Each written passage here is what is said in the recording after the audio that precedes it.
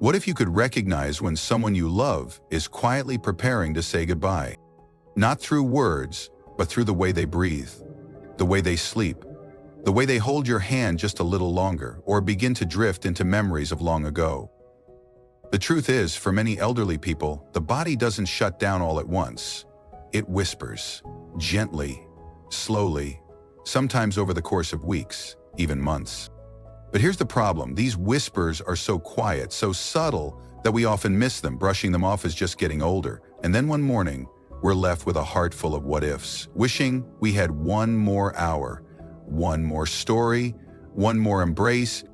That's why this video matters. If you're watching this, chances are someone you care deeply about is aging, changing, or maybe even fading right before your eyes. And you're wondering what's happening, wondering if there's time, wondering how you can show up, truly show up, with grace, love, and peace in their final chapter. Today, we're going to walk through 6 of the most tender, most telling signs that an elderly person may be in their last months or weeks. These are not just medical changes. They are emotional moments, sacred transitions. And every one of them is a quiet call for presence, compassion, and deep, deep love. I ask you, please stay until the very end, because these signs are not here to frighten you. They're here to help you prepare, to help you honor, and to help you walk this sacred path alongside someone you love with open eyes and an open heart. Let's begin. Sign 1. The breath begins to change, the gentle rhythm of goodbye. Sometimes it starts with silence. You're sitting beside them, maybe in their favorite chair or next to their hospital bed. There's no pain in their eyes, no words being spoken. But then, you hear it. A pause between breaths. A deeper inhale that doesn't quite finish. A whispering rhythm that's not quite the same. Breathing, something we've done over 20,000 times a day without ever thinking about it, begins to shift when life quietly starts preparing to let go. In the final stages of life, many seniors experience what's known as Cheyne-Stokes breathing. It sounds almost like a song with long pauses, rapid, shallow breaths followed by silence. Then it starts again, slower, then faster, then slower again. If you've never heard it before, it can be startling. But this breathing isn't usually painful. In fact, it's the body's natural way of slowing down, of conserving energy, of moving gently toward peace. I remember sitting with my grandfather one evening. He'd been sleeping most of the day, waking only to sip water, nod his head at an old song playing softly in the background. And then that night I noticed the shift. His breathing no longer followed the steady pattern I'd known my whole life. Instead, there were long, quiet gaps. I counted them in my heart, unsure if I was counting the beats or the space between this world and the next. But he wasn't in pain. In fact, his face looked more relaxed than I'd seen it in days, as if he knew and was gently preparing himself and us for the goodbye. If your loved one is showing this change in breathing, here's what you can do. Stay close. They may not be fully awake, but the presence of someone familiar brings comfort beyond words. Use soft touches, a gentle hand on theirs, a stroke across the forehead. The body still responds to love. Speak softly, even when they seem far away. Hearing is often the last sense to go. Say their name. Tell them you're here, that it's okay, that they're not alone. Create peace in the space. Dim the lights. Play calming music. Let the environment reflect the softness of this moment. There's no need to panic, no need to fix. This is not a medical emergency, it's a sacred transition. Let the breath guide you. Let it remind you that time is precious, but peace is possible. Because sometimes the breath isn't just air, it's the soul learning to exhale. Sign 2, fatigue and restlessness. When sleep becomes the body's safe place. It begins slowly, almost unnoticeably at first. They start to nap a little longer in the afternoons. Then they stay in bed a little later each morning. Eventually, you find them dozing off mid-conversation, head gently tilted, eyes half closed, in a world far away from your own. It's easy to mistake it for boredom or even depression, but something deeper is happening. As the body nears the end of life, it begins to retreat, quietly, naturally, into a state of preservation. It's not giving up, it's letting go. And that means sleep. Not just ordinary sleep, but a kind of drifting, a gentle ebbing away from the constant demands of the physical world. They no longer have the energy to stay awake through long visits. Holding a fork becomes tiring.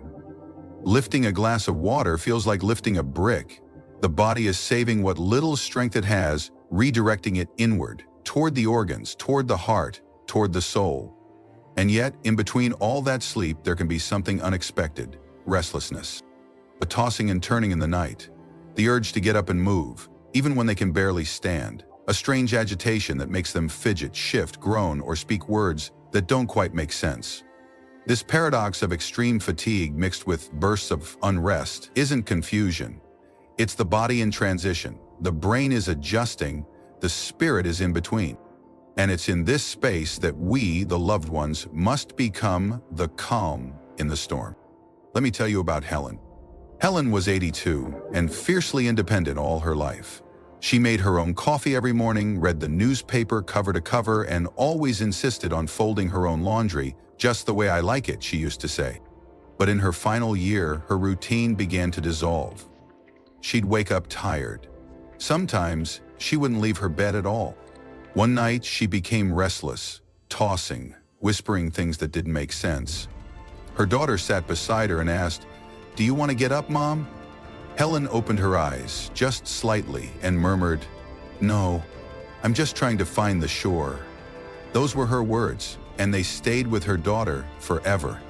She wasn't lost, she wasn't suffering, she was simply journeying, half here, half there, searching for a place of rest. If your loved one is showing signs of deep fatigue or strange restlessness, here's what you can do. Sit with them. Not to wake them, not to fix them, but to be their anchor. Hold their hand during restless spells. Your presence may be more calming than any medication. Speak gently, say their name. Remind them they're not alone, even if they don't answer back. Let go of expectations. Don't pressure them to eat a full meal, sit up, or stay awake for the grandkids.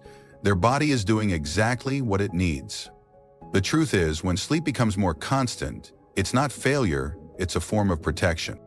Their body is creating a soft space to rest before it begins to let go. This stage is a call for compassion, not correction, for presence, not performance. It's not about waking them up. It's about walking with them, even if only in silence, as they take each quiet step toward peace. And so, as the days grow quieter and the naps grow longer, don't fear the stillness. Sometimes it's in the stillness that the soul speaks loudest. Sign 3, cold hands and feet. When the body begins to let go, one limb at a time. It often begins in silence. You reach out to hold their hand, and suddenly, you pause.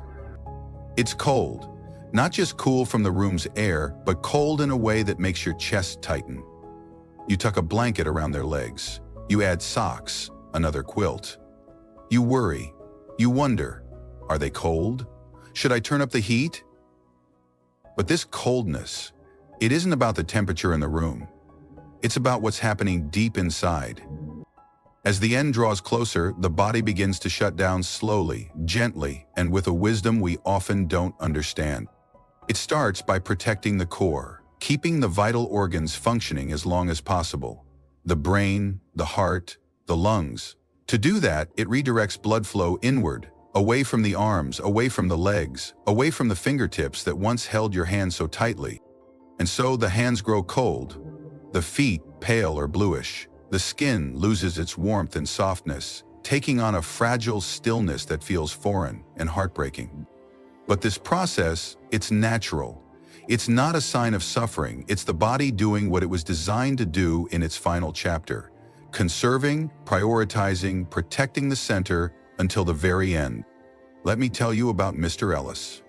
He was 89, a quiet man with deep eyes and a gentle laugh. He didn't talk much in his final months, but his family always sat by his bedside. His granddaughter, Lucy, would read to him, children's books, sometimes poetry. And one day, while holding his hand, she noticed it. His fingers were like ice. Startled, she asked the nurse, "Is he okay?" The nurse smiled softly. "His heart is doing what it needs to do. His hands may grow cold, but that doesn't mean he's gone. He's still here, just holding on a little differently now." Lucy nodded. She didn't fully understand, but something about those words gave her comfort. So she held his hand anyway, even though it was cold. And when he passed 3 days later, her hand never left his. Because love doesn't need warmth to exist. If you're seeing these signs, cold hands, cool feet, pale skin, even a slight bluish tint, here's how you can respond with love rather than fear. Keep them covered and comfortable. Warmth matters even if it won't change their circulation. Use soft socks, gentle blankets, warm compresses, but avoid anything too hot. The skin may be more fragile now.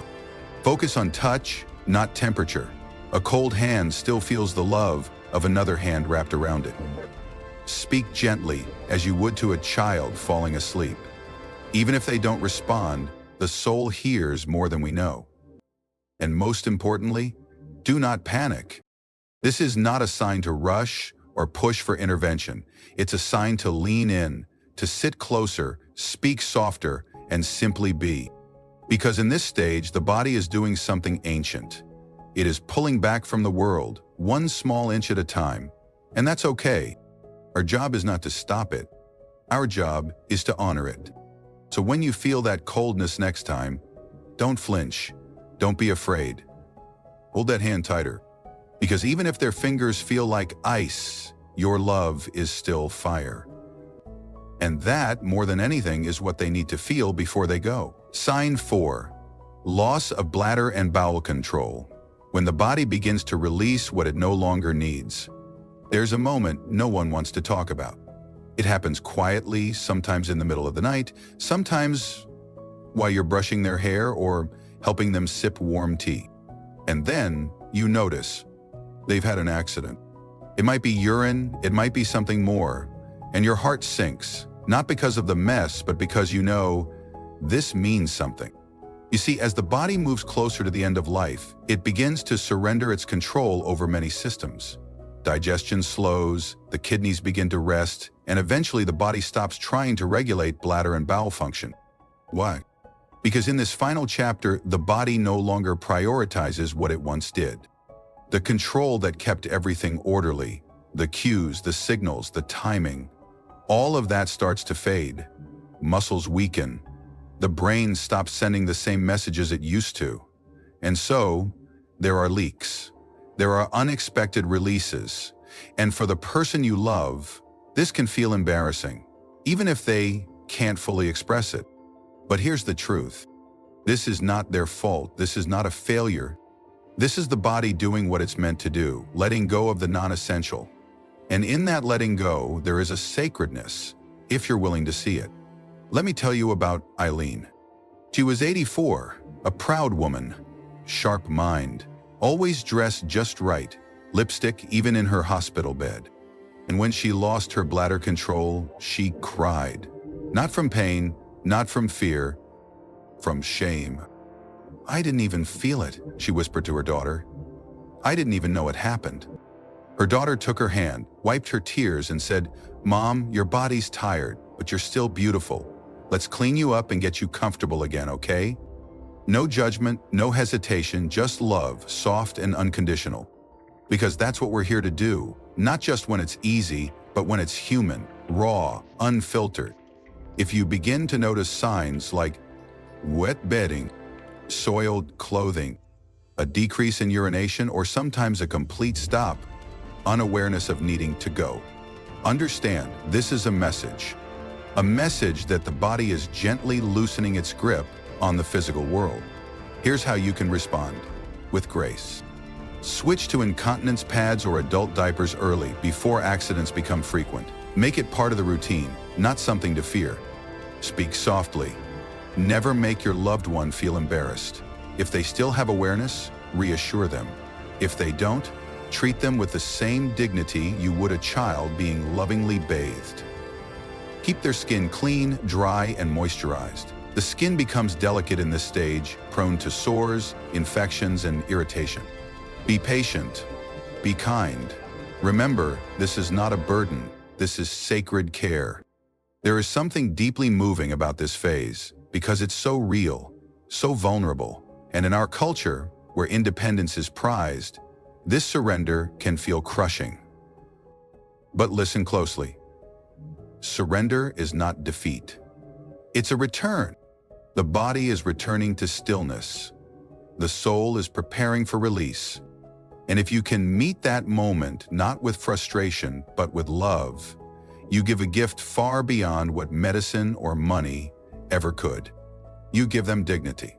So when you see the signs, don't turn away. Don't feel embarrassed. Look them in the eye and say, "It's okay. I'm here. Let's get you comfortable." Because that comfort, that gentle hand, that whispered, "You're still you," means everything. Sign 5, profound muscle weakness, when the body can no longer carry itself. At first, it's something small. They need your arm to stand. They hesitate before stepping into the shower.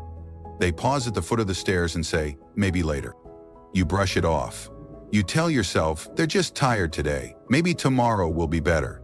But tomorrow comes and they can't quite sit up in bed. They try, but their body doesn't follow. The strength that once helped them cradle children, carry groceries, and walk you to school, it simply isn't there anymore. This is not just tiredness. This is muscle failure, and it's one of the clearest signs that the body is preparing to stop. As the body ages, especially in its final chapter, muscle fibers break down. The nervous system fires less efficiently. Even if your loved one eats, the body may no longer absorb the nutrients needed to build and repair tissue. And when strength fades, so does independence. But beyond the physical struggle comes the emotional toll.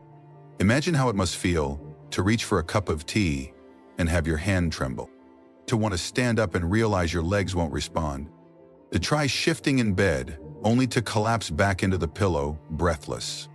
It's not just about weakness. It's about helplessness. And for many elders, this can be heartbreaking.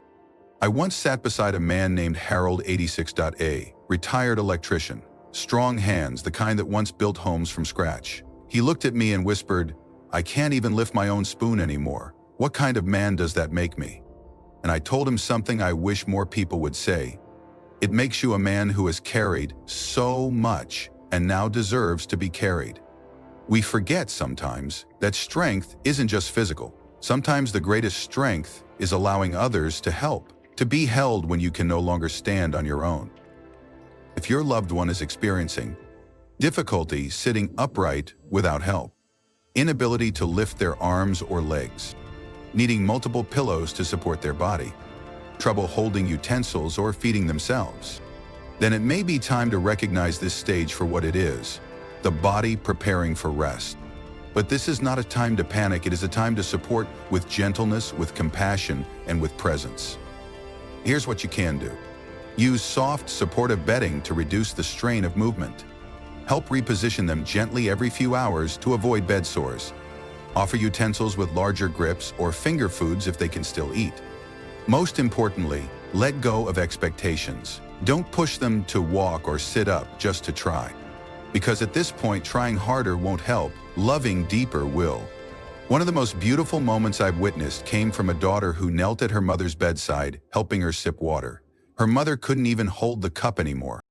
The daughter didn't cry. She smiled, whispered, "I've got you, Mom," and lifted the glass to her lips. It was tender, quiet, sacred. In that moment, weakness didn't mean failure. It meant a return to love, to being cared for the way she once cared for others. And isn't that what life comes full circle to? When they can no longer carry themselves, we carry them. Not just their body, but their dignity, their memories, their spirit. So if you see these signs, don't rush. Don't fight it. Be present. Sit with them. Hold their hand. Tell them stories. And remind them you are safe. You are not alone. You've done enough. Now rest. Sign 6, emotional and spiritual changes when the soul begins to say goodbye. There comes a time often unnoticed at first. When the body begins to quiet down, but the spirit begins to speak more loudly than ever. You'll see it in their eyes. A faraway gaze, not quite here, not quite gone. You'll hear it in their words. They speak of people long past. They say things like, "I'm going home," or "Did you see your father? He was just here." You'll feel it in the silence between sentences, the long pauses, the soft smiles at nothing in particular. This is not confusion. This is not just memory loss. This is transition. The final stage of life isn't always marked by pain or fear. It's often filled with strange beauty and sometimes even peace. For many, this is when the emotional and spiritual self begins to prepare for what lies beyond. Let's pause here for a moment, because what I'm about to say may be the most important part of this entire story. When a person nears the end of their life, the body may be weak, the breath may be shallow, but something incredible can happen inside. Clarity, healing, reconnection, closure. It can take many forms. A sudden burst of energy, a final moment of lucidity, where they become incredibly clear, even joyful, asking for someone, sharing memories, offering forgiveness. Vivid dreams or visions of loved ones who've passed. Long periods of silence, followed by a few powerful words like, "I love you," "Thank you," or "I'm ready." An unexplained peace, even in the midst of physical decline. Don't be alarmed if they start to withdraw emotionally. It's not because they don't love you. It's because their energy is turning inward. Think of it this way. The soul, like a traveler, begins to pack quietly, letting go of the world. One memory, one goodbye, one breath at a time. You may notice, sleep more during the day but become restless at night. Speak less but feel more. Cry unexpectedly, even when there's no pain. Stare off into space as if seeing something invisible. These are sacred signs. They tell us that the person is not just dying. They're preparing emotionally, spiritually, soulfully. I remember sitting with a woman named Margaret. She was 91, barely spoke in her final weeks. One morning she opened her eyes, reached for her daughter's hand and said, "Don't be afraid. I've seen where I'm going. It's beautiful." Then she smiled and went back to sleep. She passed away 2 days later. What Margaret gave her daughter in that moment wasn't just comfort. It was permission to grieve, to let go, to believe in something greater. And this is the final gift many people offer before they leave, not in words, but in presence. If your loved one starts talking about going home or seeing people you can't see, don't correct them. Don't say, "They've passed." Just ask gently, "What did they say to you?" If they stare into space, sit quietly beside them, hold their hand, be there not to fix, not to fill the silence, but to witness it. Let them say what they need to say, let them cry if they need to cry. Sometimes the soul has unfinished business. Sometimes it just needs a little more time to say goodbye. What matters most isn't what you say. What matters is that you are there. Let your presence speak the words they no longer can. You are safe. You are not alone. You are deeply loved. Final reflections. What this journey is really about. If you've stayed with us through all 6 signs, thank you. You've walked through a deeply human, profoundly emotional journey, one that thousands of families are walking at this very moment. These 6 signs are not meant to scare you. They are here to prepare you. Because when we understand the signs of approaching death, we stop seeing it as an enemy. We start seeing it for what it truly is. A transition, a passage, a return home. Let's review. Changes in breathing when the rhythm of life begins to slow. Fatigue and excessive sleep when the body turns inward, conserving energy. Cold hands and feet when circulation fades, but presence remains. Loss of bladder or bowel control when the body starts releasing what it no longer needs. Profound muscle weakness when strength fades, but dignity must not. Emotional and spiritual changes when the soul whispers its final truths. Each one is a step in the most sacred journey a person can take. So if someone you love is showing these signs, I ask you this. Don't rush. Don't fight it. Be there. Because in the end, our greatest gift is not to extend life at all costs, but to make their final days full of peace, comfort, and love. To hold their hand, to honor their story, to whisper, "You've done enough, you can rest now." A personal invitation from us to you. If this message touched your heart, we'd love to hear from you. Please leave a comment below and share. What resonated with you? What have you experienced with your own loved ones? What will you take with you after hearing this? Your words don't just help us, they help others walking this same path.